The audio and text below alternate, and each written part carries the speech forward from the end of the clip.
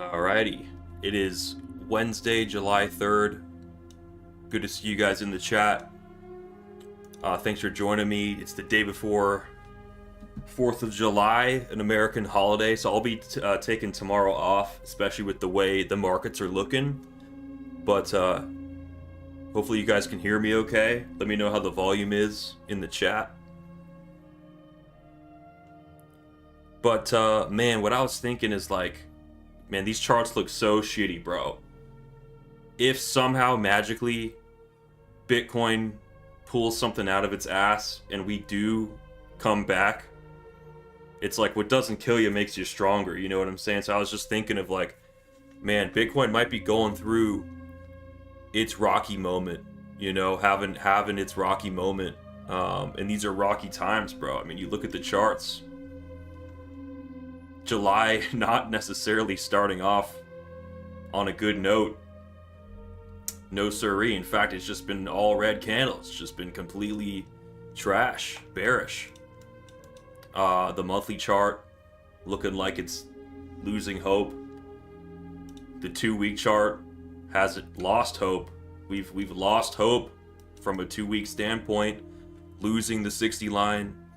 This is a pretty fresh indication here. Like we were kind of clinging to life on that 2-week. Now the 2 weeks looking a little bleak. And you know, the more taps of support on this year to date doesn't bode well for it that this critical dynamic support holding. It forces me to place anchors at further dates, right? Which we don't really want to do. You know, if these yearly 2024 averages aren't going to hold us up, then we have to fall back to more structural, more lifetime levels of support. Right now, the one holding us up, you know, there's a major support at 54,427. If this did have to have a big shakeout before a play back up to that June anchor, right? The blue anchor up here, there's a lot of demand for us to close this gap and like fill this area that's created underneath that June anchor. The only thing is that that's a nice idea, but as long as we're under the current month, the July anchor, that idea is on hold, and the bears are in control. There's definitely just bearish profit taking going on, and all the little bullish signs we see so far have just been bears taking profit in an established downtrend.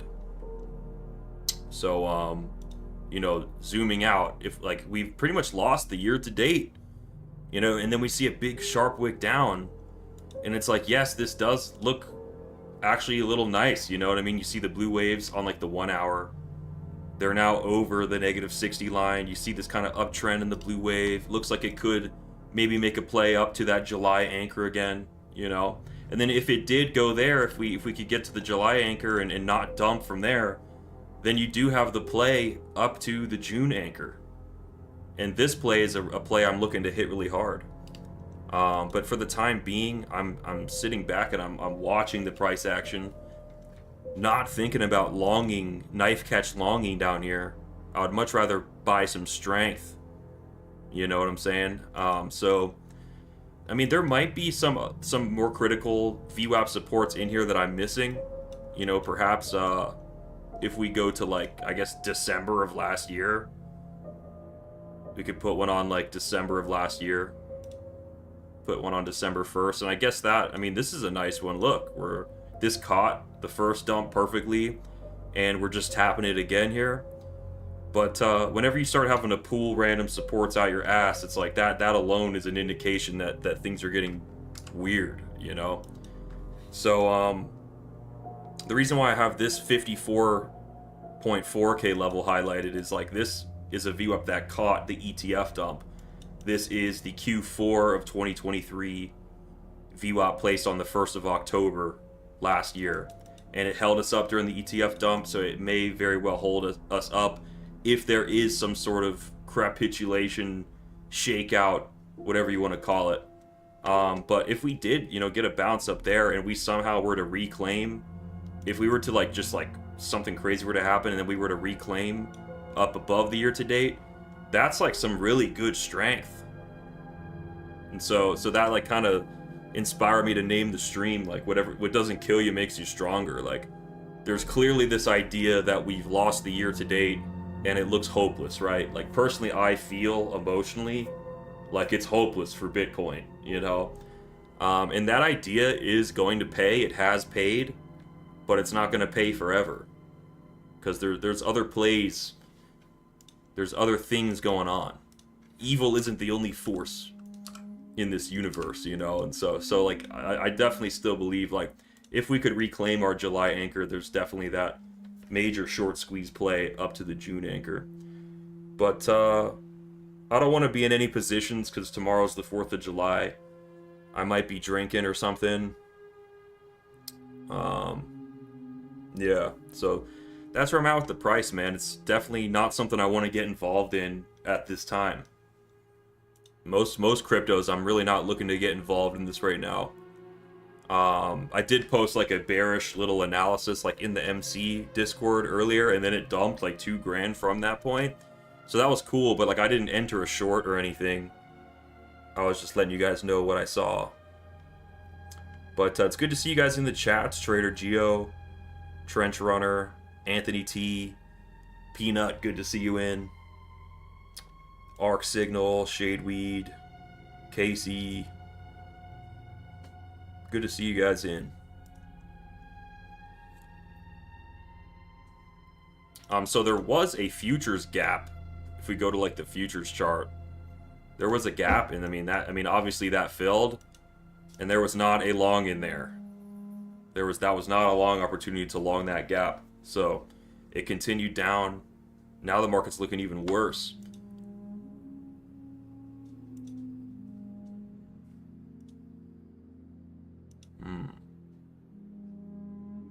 It's times like this you are looking for like bull dibs, right? You know, like you're down here in this jagged, you're in the depths right now. You do want to see like some mama turtle, baby turtles, you know. You kind of see something maybe forming on the 6 hour here.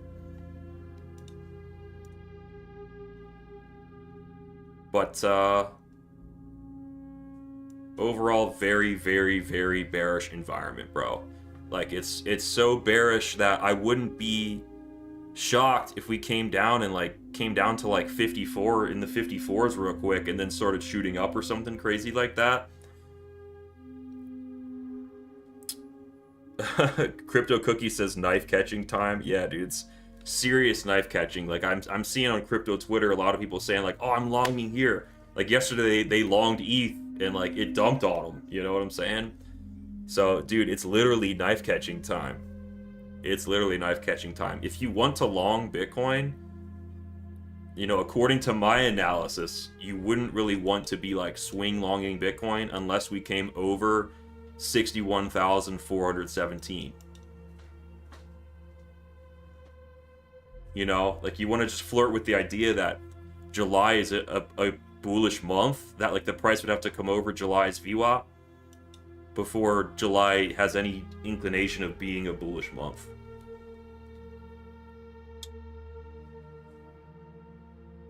Joe says, just Joe. No last name, no nothing. He's the Joe. He ain't no Joe Schmo. He's the Joe. He ain't no Joe Blow either. But he says, who you fight training with? I got a coach in Hollywood, Florida, bro. He's trained like bare knuckle fighters. He's met Mike Perry and like Alex the Spartan and all these dudes. And he's cool, man. He's like old school Italian. And the gym that he like coaches at like has other like fighters that are performing really well. There's one at the gym who was in the UFC, so but I think I'm gonna do that Q1 of next year. I'm gonna finish out this year strong where I'm at over here in the desert, Maine, and but I'm strongly considering moving to Florida because like, I mean, after this Tampa trip, I'll be going to that Mike Perry Jake Paul fight. Like I will have gone to Florida 3 times in 1 year, so I just have a lot of business in Florida. Like I kind of belong there. So Florida's awesome. Florida's so much better than California. Like California it's not really tropical. Like, you're in the Sonoran Desert, and I just like the tropical nature of Florida. And California, like, the culture sucks. It's even more expensive than Florida. I don't like that California coastal highway. It seems like a nightmare to drive on. I've only driven on it one time. But Florida is better than California, in my opinion.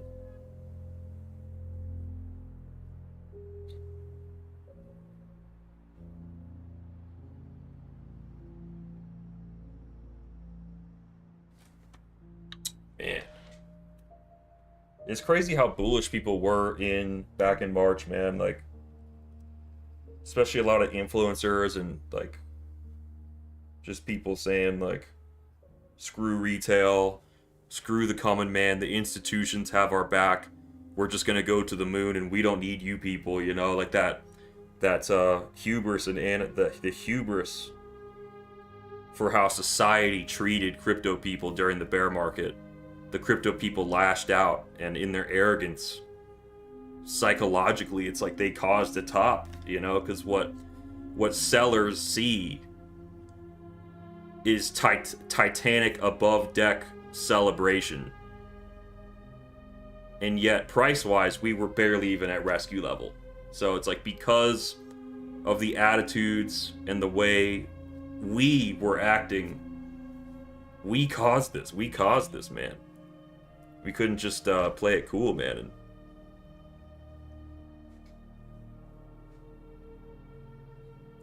Daniel has a question. He says, you talked about momentum getting past the 60 line when looking for divergence setups. Is there any difference between divergence happening above or below or across this 60 momentum line?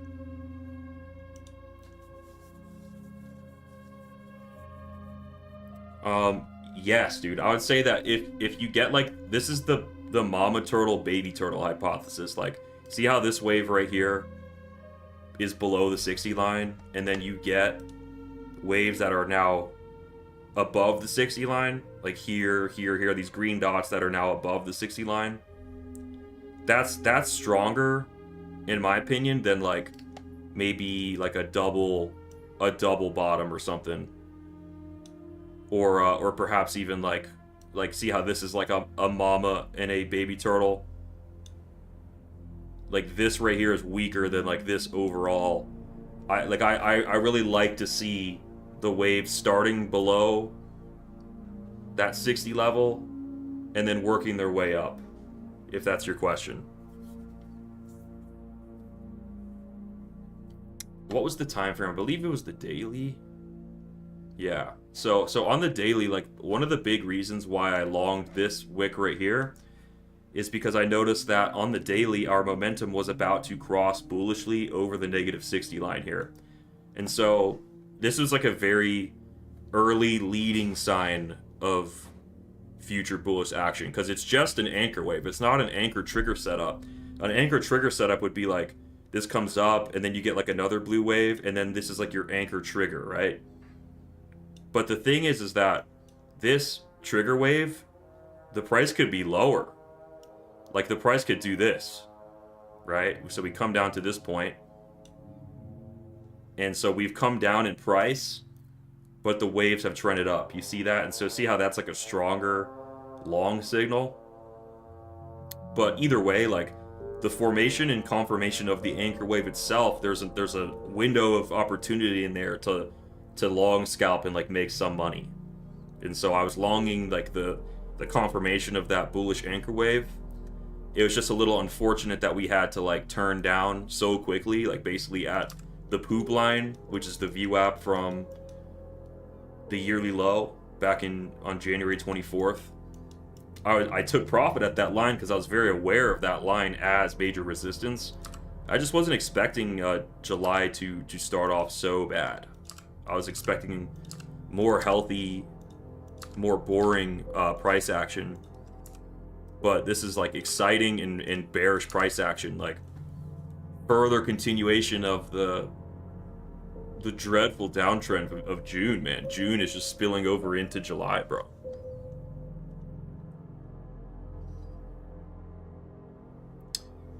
Static Attack says he can't stand Florida, but he also lives in Orange County, California. He's got to get out of there.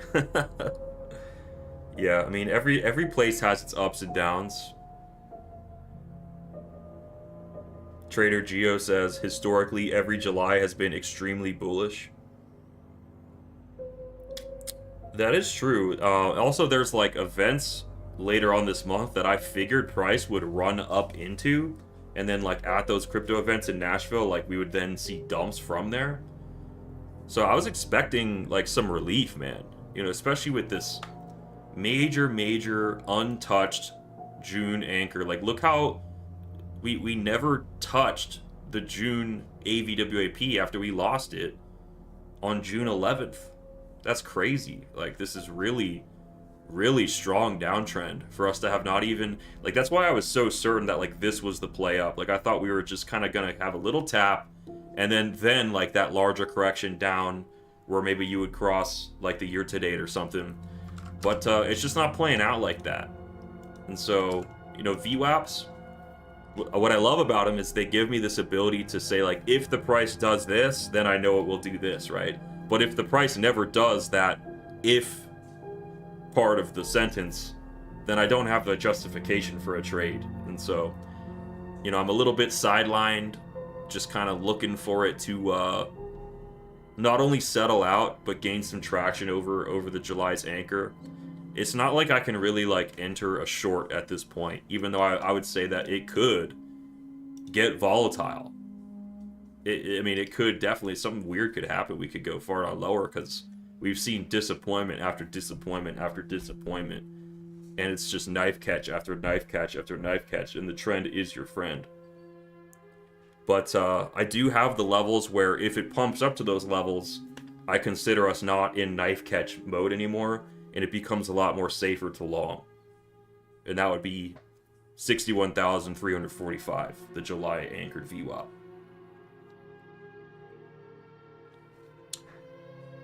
Good to see you guys joining in. Dimitar Mitov, I think you asked me some questions on Instagram, bro. I try to get back to you. Verified Trader says it looks like it wants to take a low. It definitely does, man. It definitely... I mean, look, we created a lower low here, you know? Looks like we're coming... I mean, looks like we're coming for this low.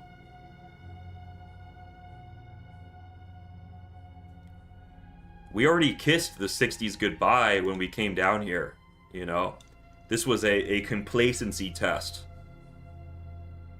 A power play, you know? And we pretended like we never fell below 60k, you know? But we've already fallen below 60k at one point in this range.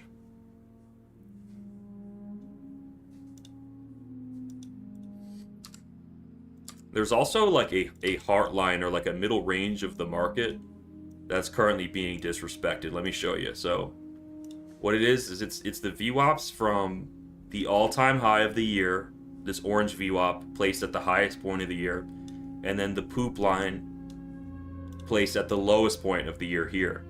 And so in theory, if we were seeing boring sideways price action, we would assume that the price action is going to be like sandwiched in the middle of these two VWAPs and like evenly ebbing and flowing around them. But what we're seeing, you know, you have the poop line right here, you have the orange line right here. We're seeing the price action like swaying down. We're underneath that range, you know? And so we're like, there's like that heart of the market, and the price is just like underneath it, you know?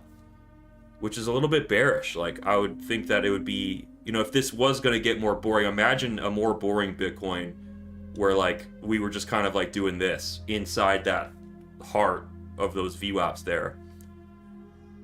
That would have been the safest thing for Bitcoin to do, but instead it's chosen to go down to its year-to-date. It's chosen to test these lows.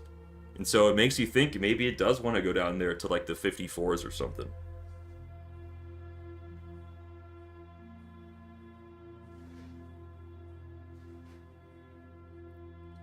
And, man, I think I want to take tomorrow off from streaming because I want to just have a good time tomorrow night, 4th of July and all that.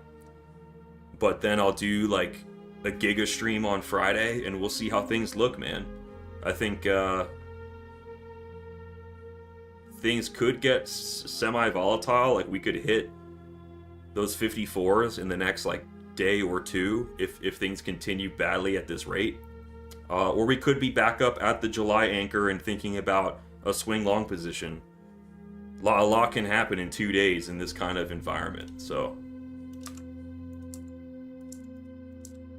that's pretty much where I'm at.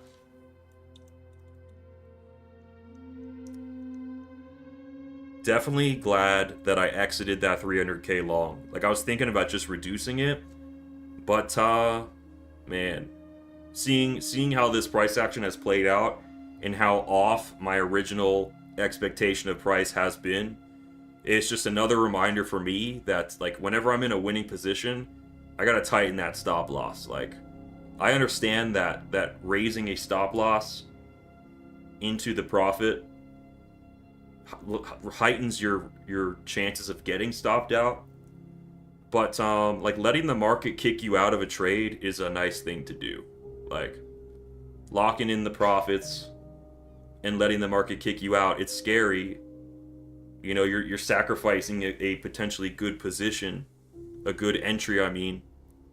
But I think that's a part of being a successful trader, is like being cool with letting the market kick you out and taking what the market gives you according to, like, your risk profile. Because if I would have done that, if I would have raised my stop loss aggressively, very close to the price action, then I would have made like 8 grand instead of 2 grand. But because I was greedy and, like, thought it could come back up or something, I was like sticking to my original risk profile. I had to settle with only making $2,000 profit when I saw at one point 10 grand on the screen. So I'm actually a big advocate of, like, if tightening stops. Like, if you're in a winning position, there ain't nothing wrong with locking in profits, man.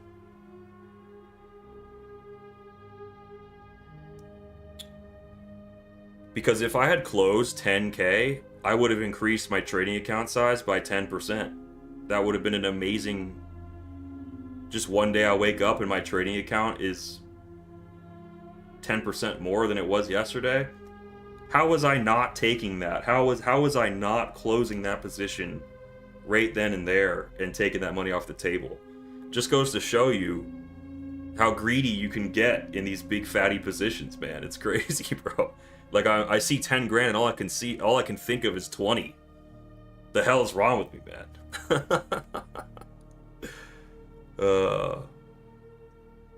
Dr. Slater, good to have you in. If any of you guys are looking to trade Forex and you're probably sick of crypto, go try and trade Forex with Dr. Slater and the TP Mint team.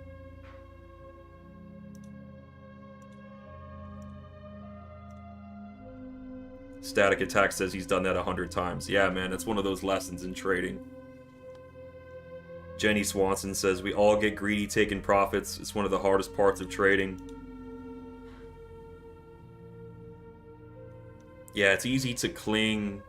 You cling to a good situation. But, I mean, just remember, like, if you can increase your trading account size by like 10% or more in a single day, that's crazy. You should probably just take that, you know? At least close half.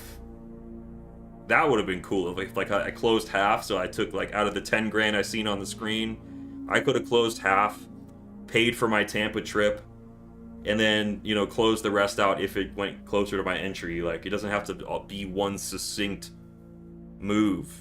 If anything, scaling in and out is the way to go. Turbo Daddy says, yo, good to see you back, man. Good to see you too, Turbo Daddy. I don't even want to look at the Turbo chart, man. I feel like the shit coins are not doing too great. I mean,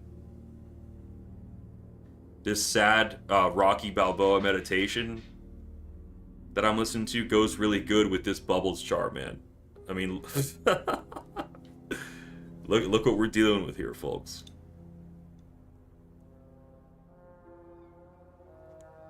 It's like depressingly red. It's not like minus 70% where at least you're like, oh, that's exciting. It's just kind of like we're getting hung upside down by vampires and like pin pricked in the neck, and they're like watching like the stream of blood like spill at our necks.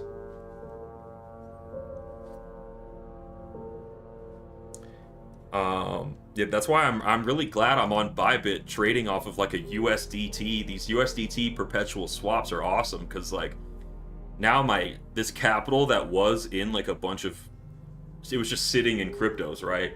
Now it's like being retained and I'm trading with it. So it's like, it feels great, dude. I love trading with USDT perpetuals with leverage, man. And I've only been sticking with like 3x leverage on Bitcoin, like nothing crazy at all. Not flirting with the idea of liquidations or anything like that. Keeping my trades at like 1K loss or less. And so far I'm at 80% win rate, but it doesn't really, my win rate doesn't even like matter right now because I don't have enough trades under my belt. Like I gotta have like 100 trades under my belt before my win rate even matters. But not on Blowfin Goldeneye, but if you guys want to get under me in Bybit, my Bybit link is down below. And if you do get under me in Bybit, shoot me an email and let me know that you did that, and we'll work something out. Like I'll work something out with you, man, because that's cool if you guys do that. There's also some other things I got going on. We got code Platinum, 25% off Market Cipher. I have an affiliate link in the description if you guys need to renew. Get it 25% off. You get the lifetime or 1 year. You got your tutorials. Comes with the Market Cipher Discord community, which is popping in here. We got memes. I was just posting some sick memes. The Groper, Pencil Necks, 100K. You got to do 100 push-ups if you want it to go to 100K. I can't be the only one doing 100 push-ups a day. Verified Trader says, is Bybit KYC? Yes. Yes, they are. Yeah, you got to get your Palu ID. You got to be a digital resident. Oh yeah, this meme was pretty sick too. Getting funded by breakout prop firm versus trading with your own money. That was sick. If you are a good trader and you don't have, and you're not trading with like 100 grand, then you need to get funded. Like, if you are a good trader and you are profitable, but you just lack capital, this is like the perfect opportunity for you, because like you'll risk 1% of the account, but when you win a trade, the account will go up 5, 10, 15%. And like you just paid yourself $5, $10, $15,000. I think they take 10% or whatever, but man, it's like a golden opportunity if you've already been sold on the magic of trading and you're good at it, you just lack capital. But yeah, the rest of this Discord's sick. Like, CF posts his trades and his ideas. I post my streams. And these chats are really active. Like, these people are really in here trading and getting it. And it's like its own little insulated community.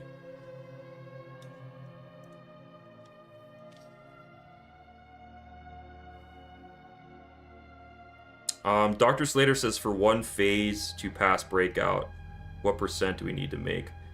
Man, what did CF say? Does anyone remember? It was like you need to make 10% without losing 5% or something like that. It is 10%, which is pretty damn good.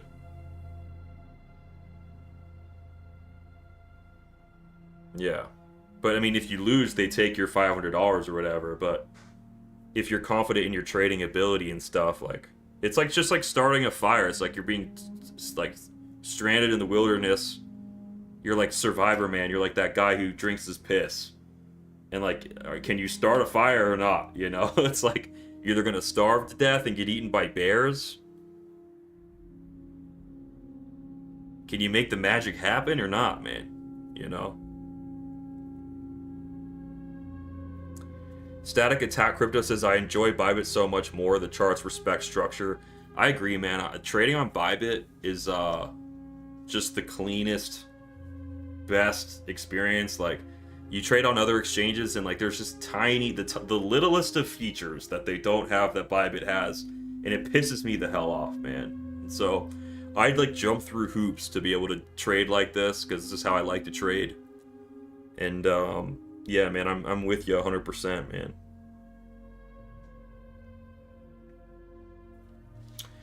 And if you guys are like not consistent with your trading position sizes and your risk that you're doing each trade, like use this calculator on our website. I made this for you guys so that you can keep things a little more consistent for yourselves.